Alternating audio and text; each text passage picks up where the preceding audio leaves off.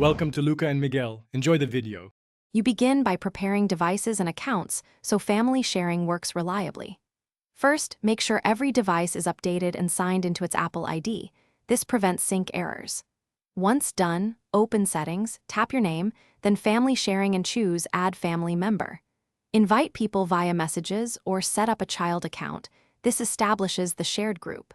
Do this now so you can enable shared purchases and storage without interruptions. Next, configure what the family actually shares. You should assign an Icloud Plus plan to the group so everyone gets the space they need. This prevents individual storage conflicts.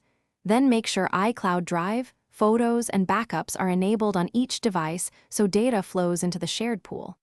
Additionally, toggle shared purchases and Apple services you want to share.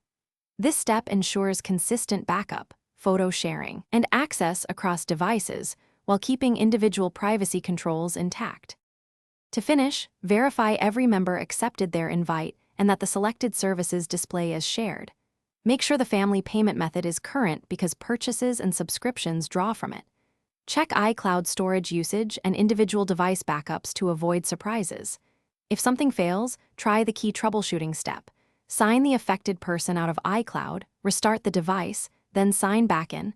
This often resolves sync and permission issues quickly.